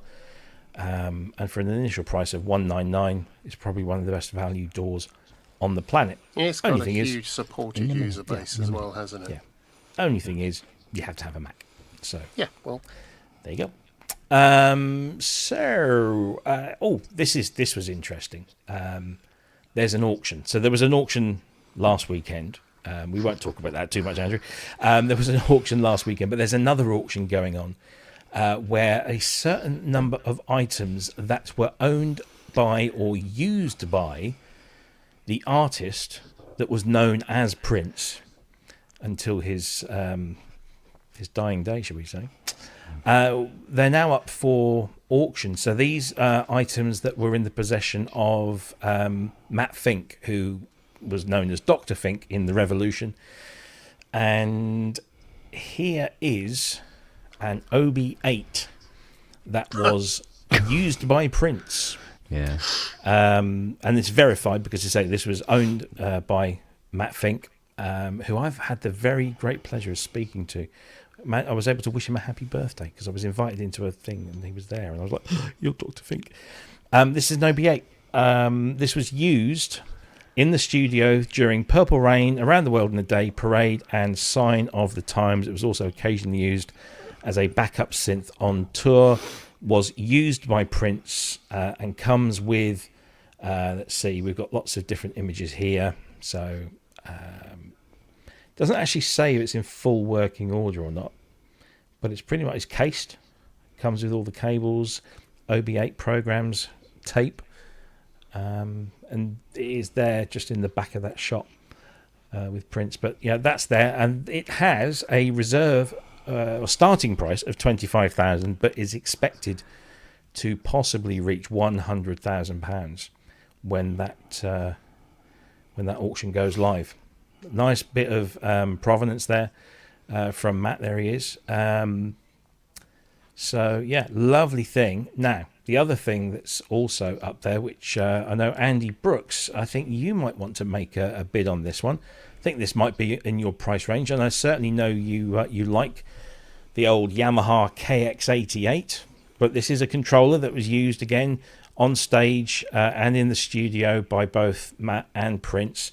The current bid is £1,900. Its estimate is £5,000 to £10,000. The reserve has not been met, which I guess is £2,500. But this one looks a little bit battle worn in places. But there you go. The marvellous KX88. I think you'll see those little white specks there above the numbers are probably bits of masking tape with patch names and stuff on. God help who had to program that in Hex. And there it is on stage. I think that's the Parade Tour, I believe. Anyway, KX88. And then finally, there is another piece of hardware that I thought you guys might like, which is the Amec mixing board that was used on some very early stuff when Prince had his home studio on the North Arm of Lake Minnetonka, which of course was very famous, made famous by that quote in the film Purple Rain.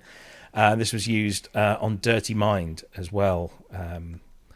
So this has had some use, and of course there is an image of Prince at that very desk, looking very fashionable for the time. This is priced at starting price of $15,000, 30 to 60,000 estimate. So yeah, there you go. Some priceless Prince memorabilia if you're interested there. Thought that would be interesting. That would kill a bit of time. There were some other things, I think, from other artists. There's some, this is 39 Prince archival cassette tapes. What were they going for? Oh, they've gone. Didn't say how much they went for, but there we go. Estimated between 5,000 and 10,000. Would love to hear what's on there. There's labels such as Controversy Rehearsal 81, Possess Show for First Live 84, Love Sexy Rehearsal 88. Oh, there's going to be some amazing stuff. MP3 and WAV files are also included for every recording in the collection. So I wonder if the person who has won those might make those available at some point, because the market for Prince bootlegs is huge. But there you go. This was all at the prop store auction. Some of those items have closed, but I thought that was quite interesting. Anyway, he's gone again. He keeps popping in and popping out. Yeah, we got a lot of stuff in that auction. Nice. As well. God help us. So what's the time? We've got 20 minutes to go. We're not sure if Andy's going to make it back to us. But we had one last thing, and I thought we've actually timed this really well. So we've got sort of 20 minutes to talk about this. Okay. And this was to do with an article that a colleague of mine wrote in Gear News just this week. It's quite an interesting article. And I'm sure everybody in the chat, and I welcome your input, everybody in the chat will have an opinion on this subject, which is 5 synths that need plug-in emulations right now. We are absolutely inundated with plugins these days, and and many of them are emulations of synths of yore. We only have to look at the catalogues of Arturia and Cherry Audio, and Korg have got their own library and so on and so forth. So we are spoilt for choice when it comes to good synth emulations in software of those machines that were passed. And of course, you like it when they bring one of these things out, because it hopefully means that they don't bring you the old things to fix.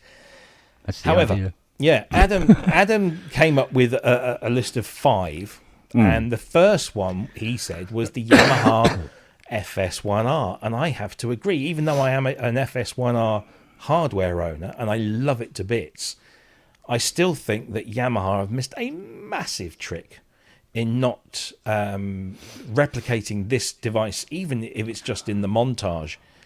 Yes, they've got the FM, the 8-operator FM engine, which is identical, I think, in almost every way to the FS1R, but it doesn't have the formant shaping. So I thought that was a really good one. Another one that he said was the Buchla 200E series. I couldn't possibly comment because it's not my thing, but I completely understand why some people might want that in software. The Oberheim Matrix 6/1000. Well, we had this guy that was doing a hardware kind of clone of the 1000, but yeah, a Matrix 6. We've got a Matrix 12, haven't we? The Arturia got a Matrix 12, but not the 6 or the 1000. That would be an interesting one. The Crewmar Spirit. What do you think? I mean, that's probably up your right. That was a lovely monosynth. It was a lovely monosynth. It does sound nice. Yeah. That was good. I think if it hadn't have been so, because it was always expensive. Even when mono analog was not going for much, they were still going for quite a bit. Yeah, it's a lovely sound. It's a Bob Moog design, isn't it? So it's a lovely thing. Yeah. And I think this one was quite cheeky. The Udio Audio Super 6, a little bit recent, but do you know what? I think George could generate some significant income. Yeah. From doing a software version of that. Well, wait for sales to dip a bit. And then... So those were Adam's 5 suggestions. What would you personally, not necessarily from the perspective of a synth tech, but somebody with just like a plug-in of a synth that you maybe is a little bit of a rarity. What would you like to see? I'd like to see the Korg Oasis, okay, but properly this time. Because that could be done. Because that was essentially but I think before it was supported by a hardware card that ran it, like the what was that thing I bought? EWS. EWS 32 at some ridiculous amount of money, and then they bought out the 64 for far less because obviously the electronics had evolved by then. There were some interesting sounds on that, but no, Korg Oasis. It needs it. Plus, I've got a load of sounds from my Oasis that I still have here that I made on that don't work on anything else. So so definitely that. From yesteryear, you're asking me now. Probably, this might sound a bit weird, but the Kurzweils. Yeah. Bring the Kurzweil back. But that vast engine in a plug-in, that would be rather impressive, wouldn't it? Yeah, but I mean, there was something about the if they could recreate the sound again of the 2000, because there was something about the sound of the 2000 over the others. I mean, it's audio out, Ken. What are you talking about? But there was a warmth on the early one as opposed to the much later ones. The the K2600 was like, it was the same sounds, but somehow they weren't as warm. Yeah. Weirdly. So if they can recreate that output, but recreate that engine, Yeah, that would be actually really, really good. I've never been a massive Kurzweil person. I've rarely played one. I've got some sample libraries courtesy of UVI, I think. And there's some good stuff in there. But those people I know that are really into them there's a guy in our Facebook group who's a massive fan of them, and he says that Vast is Vast by name and Vast by nature and incredibly powerful. Oh, And that would yeah. be something- I think even by the time it had sort of like, technically dried up and died, all of the Vast engine was not properly explored still by that point. Yeah. So yeah, have that come back. I mean, like with this montage, where we got the plug-in for it, so it doesn't even need to be there, kind of thing. It's sort of like, wow, So yeah, if anything, I think they should probably recreate just about everything that ever got made. Yeah. Well, do you know what I mean? Because every single machine that's ever been made, there's somebody who's got a fond memory of it in some state or situation. Yeah. And to actually buy the original hardware again and all the crap that comes with that, and then get to the point where they go, yeah, it was fun then, wasn't it? All the enjoyment's gone out of it because you've now spent like 30 times what the bloody thing cost you in the first time round. And it kind of takes the sheen off it. So yeah, I think go for it. They should do them all.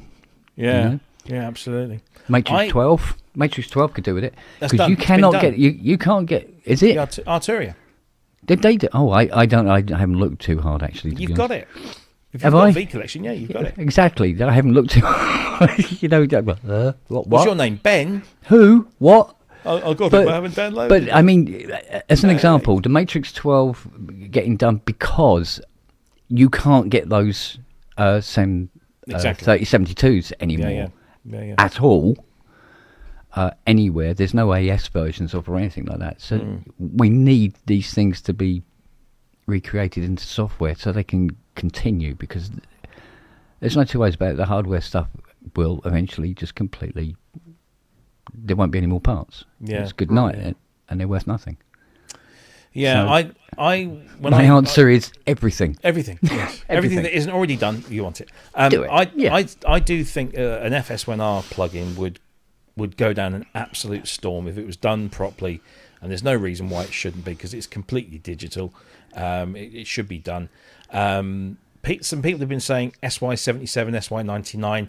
Yeah. As we know, that is in development by Sheaf Music, and I cannot wait for this to come out. He says that he hopes to have it released by the end of this year, but this is it. We featured this a couple of times. This is Sway by Sheaf Audio, and it's a full-on SY77 stroke SY77. So TG77 stroke SY77 clone, and it sounds amazing. It sounds, to me, it's just like one-to-one. It's really, really good. So that's in development. Well, again, as Half Biscuit's saying, the Andromeda, the A6. Oh yeah, that's It needs to be done, and it needs to be done quickly before there are none left. Yeah.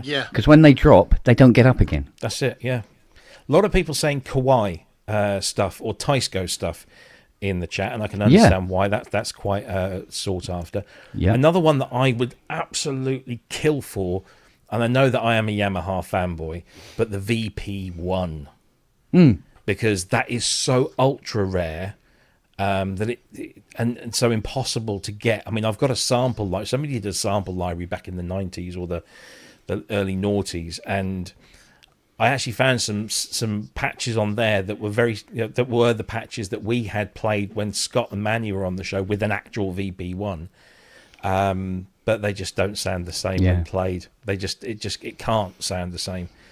Has anyone done an EMU modular?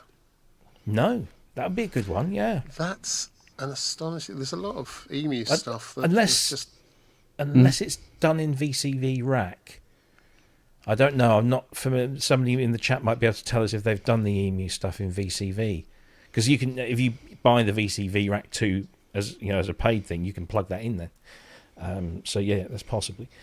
Some people are saying DX7. Well, I think that's been done by Arturia, by Dexed, but I think the best one is OPS7. That's already done. But, and again, sorry, Yamaha fanboy, a proper DX1 stroke DX5 emulation that has both engines, but also the ability to run the performance patches, because some of those are incredibly good. Yeah, So and now that we've got our Poly Aftertouch keyboards are more readily available. Yeah, as well. exactly. So to be able to get the full effect of what it was like to own a DX1 out of the box. Yeah. I mean, the the GS1 as well. yeah. DS3 Greengate, the Greengate DS3, is it? Yeah, the other Greengate sampler. Yeah, for sure. Yeah. So let's see. Some people have said Andy Synchrotron, who has a stream tomorrow morning at 10 a.m. By the way, go and check him out. Multimode. I think it's been a multimode plugin. Deadman Walking says K150. We're speaking about the Kurzweils. Serhai says Kawaii K5000. That was a really cool synth.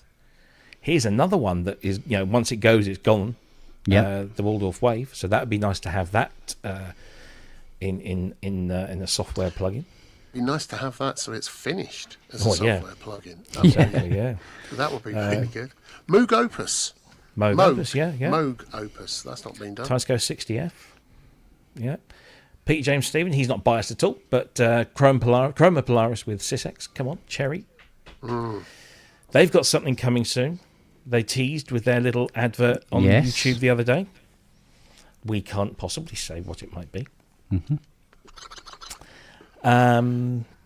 By the way, we've had an offer for Matt's photo. Oh. So Mike Metley, once that $5 hits my account, I think I'll have to send you that photo of Matt in his Justin Have You vest top. Anything else? We got any other candidates for Timberwolf? Yeah, I saw that. Yeah, Timberwolf. No. Although maybe you could do that and I tell you what, if you're going to do the Timberwolf, then you've got to do the Moog Sonic 5. Yeah. And the Moog Sonic 6. Yeah, you do. Yeah. To keep up the crapitude. Balance. Yeah. Do I have the balance? This is a good one. Good shout there, Sir. Hi. An RX5 drum machine plugin. Because that's a great drum machine. Ensonic Physmo. I mean, any of the Ensonic stuff. I know you can get sample libraries, but The Physmo is a bit of a thing. It's a bit of a lovely thing. It really is. Yeah. There's still a lot of great history to be mined. There's a lot of Italian stuff that's never been heard or seen. Very true. There's a huge amount. Lots of Krumar, lots of Elka. Red Sound Darkstar. Oh gosh, yeah. Oh yeah. Yeah, RZ1. Casio RZ1, which Peter has lent me his. I've got it over there. I was playing with it the other day. The DS Tech Original Sin. That's a beast. That would be nice to have as Poly as well. What about things like Quasi-MIDI Ravens? Yeah. Sort of like these little blips in synthesizer history in the 90s. There was a bunch of that stuff, wasn't there? Yeah, there was. Do you know what's not been done? Is the Transcendent 2000 or the Transcendent It hasn't, Poly. has it? No. That's a brilliant, brilliant machine. Can you imagine taking that and then giving it a second oscillator and doing all that kind of, but just doing the original? Yeah. It was such a beginning, a source of inspiration to so many people. They sold a lot of those. Yeah. I mean, technically, you could still build them. You could. Everything is everything's still available for them. about Even ETI? the 4-voice. What about an ETI 6400? Bloody hell! Now you're going back. Yeah. No, there's a couple of things in the ETIs that might be a little difficult to source. So they could do with. Morpheus. Yeah. Although, in all honesty, if they do a VCS3, you're pretty much there. Because there's very little different. I mean, they're all Timor designers in the end of the day anyway. So technically, it was a cheap kit version of the VCS3s. Although the market doesn't see it like that. That was a wonderful machine. The FZ1 again. Yeah, Polyfusion. One from Dr. Mike's Synth Gems book, The Lord Skywave. Never heard one. Only ever seen a picture in a book. That would be great. Yeah, and Steve in Australia, can you imagine the Polyfusion modular plugin? That would be pretty insane. Has anyone done a 700 plugin? Yeah, Korg have done it themselves. No. A System 700. Oh, a System 700, no. The full No, System sorry. 700. No, That would be... or a System 100M. And I'll tell you the one synth, the absolute one synth, that I do almost anything to hear as a plug-in or otherwise, the Anaglyph. Yeah. No, seriously. Yeah, well, I would. I'd pay really good money for that. How much would you pay? Hands up anyone that would like the Anaglyph as a plug-in. Oh, yeah, absolutely. can you imagine it? Bloody hell. I can, exactly. Yeah. Yeah. Yeah, You I probably can. need 10 Mac Studios to run it. It generates its own gravitational field. Yeah. If other synths just orbiting it.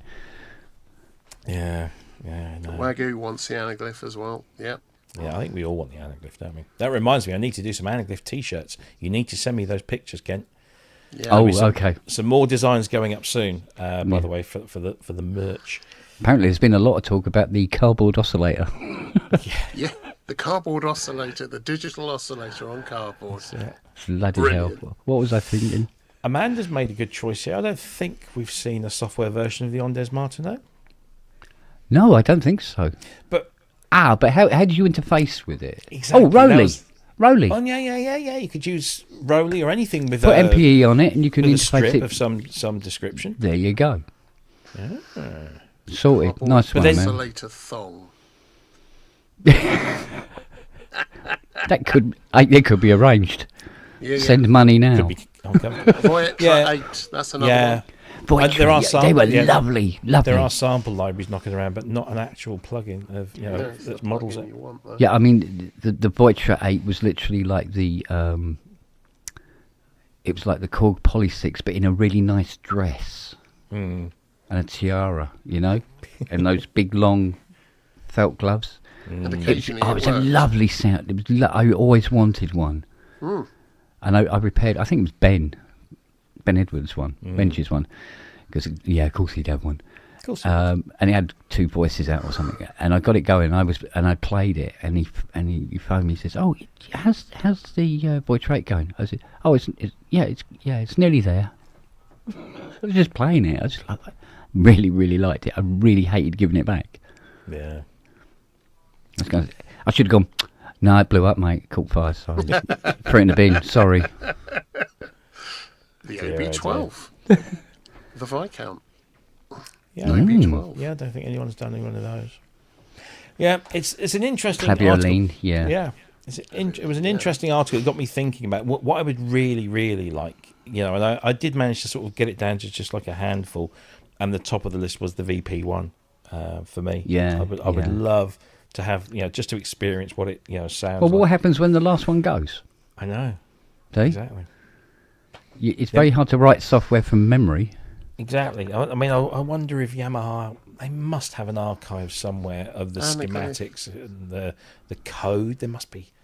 But you say that. I mean, didn't Waldorf been a lot, or PPG didn't have a bunch of code for certain things and lost it? Was it, which synth was it? Was it a Waldorf synth? I heard recently that Yeah, the company VL1 just- and VP1. Yeah. Yeah, VL1 would be nice. Yeah. But yeah, VP would be pretty amazing. Yeah, we shall see. Anyway, AM1X. Yeah, I mean that's a good. I mean, we suggested, didn't we, that when the montage, the new montages came out, the Montage X's, that